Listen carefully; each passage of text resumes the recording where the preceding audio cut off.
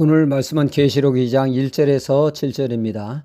신라의 경문왕이 왕위에 오르게 됩니다. 그런데 왕의 기가 갑자기 기형적으로 길어져 마치 당나귀 기처럼 변하게 되었죠. 하지만 태우와 궁중의 사람들은 이 사실을 전혀 몰랐습니다. 오직 두건을 만드는 장인 한 사람만이 이 비밀을 알고 있었지만 평생을 두고 이 사실을 그 누구에게도 말을 하지 않았습니다. 그러나 그 장인은 죽음을 앞두고 대나무 깊은 숲에 들어가게 되죠. 아무도 없는 그곳에서 그는 목청껏 대나무를 향해 외치게 됩니다. 임금님 귀는 당나귀 귀다라고 말이죠. 그 후에 바람이 불 때마다 대나무 숲에서는 임금님 귀는 당나귀 귀다라는 소리가 들리게 되었죠. 왕은 그 소리를 몹시 듣기 싫어했습니다. 그래서 대나무를 몽땅 베어버리게 하고 그 자리에 산수유나무를 심게 했습니다. 하지만 바람이 불라치면 여전히 그 소리는 들려왔다는 설화이죠.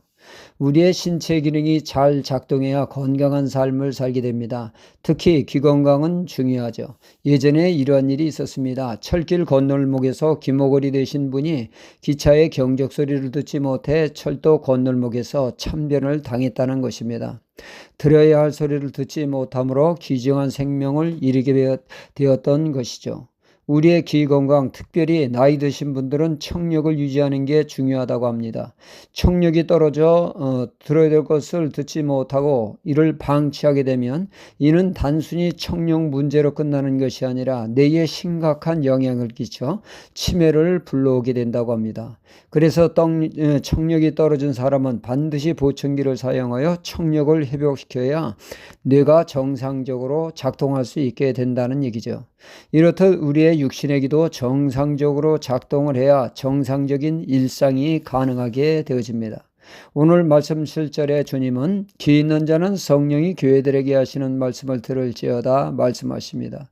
주님은 귀 있는 자는 들으라 하셨는데 사람 치고 귀 안 가지고 있는 사람이 어디 있습니까? 귀머거리도 귀를 가지고 있죠. 그런데 주님은 귀 있는 자는 들으라 하신 것은 단지 육신의 귀를 말씀하는 것이 아님을 알 수가 있습니다. 육신의 귀를 뛰어넘어 영적인 귀를 말씀하고 있는 것이죠. 예수님은 복음을 알아듣는 귀를 복된 귀라고 하셨습니다. 또한 요한복음 6장 63절에 살리는 것은 영이니 육은 무익하니라. 내가 너희에게 이런 말이 영이요 생명이라 말씀하십니다. 여기서 영이란 신비로운 체험을 의미하는 것이 아니라 예수님 말씀이 바로 영적인 말씀이라는 것이죠. 말씀이 영적인 것입니다. 예수님이 승천하시고 나셔서 마가다락방에 모여 제자들이 기도할 때 성령께서 강림하셨습니다.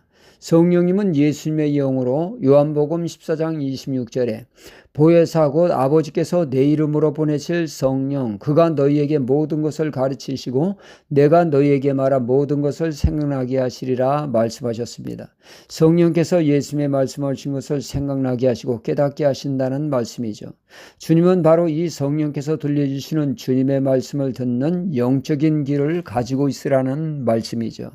성령님을 통하여 주님의 말씀을 잘 듣는 사람이 되어야 건강한 신앙, 승리하는 신앙이 될 수 있다는 말씀이죠.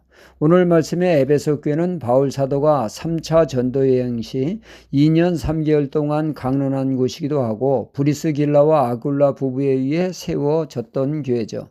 예루살렘과 이방인의 안디옥 교회에 이어 기독교 선교지의 중심이 되었던 교회입니다. 당시 에베소 교회는 황제 숭배 강요 때문에 심한 박해 가운데 있었고 그런가 하면 예수님의 성육신을 부인하는 이단이 활개치는 가운데 에베소 교회는 정통 복음을 온전히 붙들고 이단을 분별하며 신앙을 지켰고 인내와 헌신이 살아있는 건강한 교회의 모습을 보이고 있었습니다.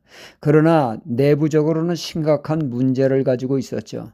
하나님은 사랑이시라. 하나님은 사랑의 본체이시죠.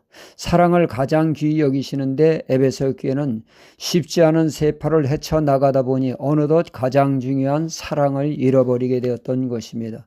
어느 순간 가슴이 냉랭합니다. 듭니다. 찬바람이 돕니다. 이에 주님은 그들의 수고와 복음 사수를 칭찬하시고 알아주셨지만 정작 중요한 처음 사랑을 잃어버린 것에 대하여 다시금 살펴 어디서부터 사랑을 잃어버렸는지 깨닫고 회개하여 처음 사랑을 회복하라 하십니다. 만약 이 말씀에 귀를 막고 회개치 않으면 촛대를 옮기겠다고 말씀하셨죠. 그러시면서 주님은 이 말씀에 귀를 열어두고 올바로 듣고 반응하라는 말씀이죠. 사람은 누구나 칭찬에는 귀에 달고 책망은 귀에 써 애써 귀를 닫습니다. 그러나 깨어있는 사람은 책망의 말씀도 당나귀기처럼 크게 잘 듣고 회개하는 사람이 됩니다. 우리가 주님의 말씀에 잘 반응하는 그런 사람이 되어야겠습니다. 할렐루야.